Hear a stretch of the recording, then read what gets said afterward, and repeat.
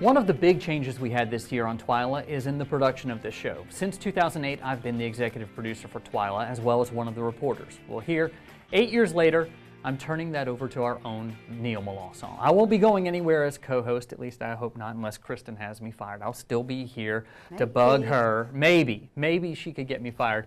But I'll have a new off-camera focus, and from now on I hope to travel to get more and better stories for TWILA, as well as get TWILA on the air in more markets. Our new executive producer now joins us for his last bottom line.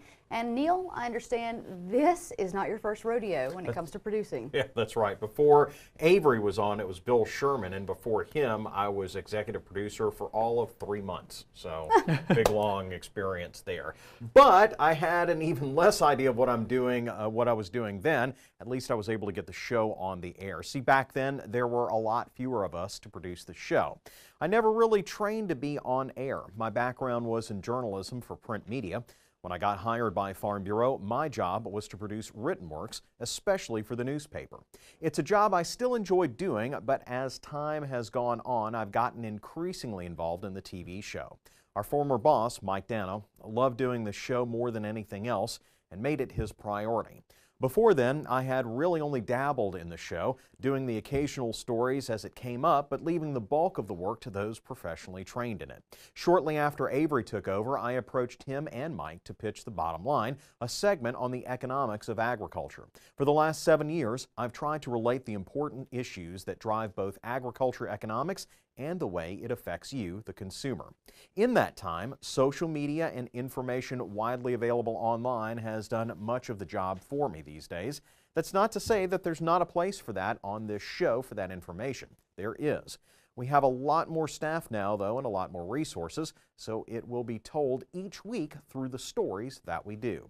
As executive producer, my job will be to do what Kristen and Avery told you at the start of the show, like they do each week, to connect consumers to farmers.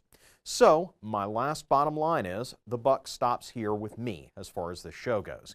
If there's a problem, let me know about it. If there's something you'd like to see, please tell me.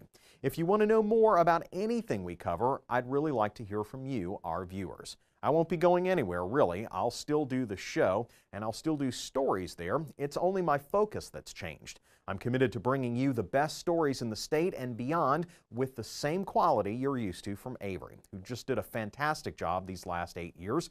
Between him, Mike, Kristen, AJ, Bill, and some of you might remember David Langley, I've learned from the best in the business.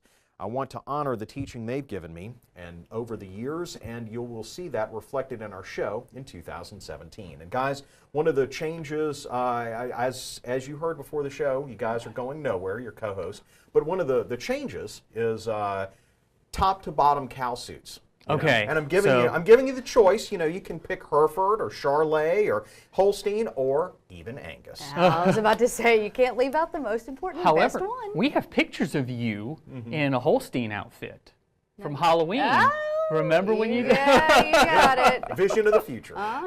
Well, we're looking forward to the future with you at the reins. Thank you very much, Neil Melancon.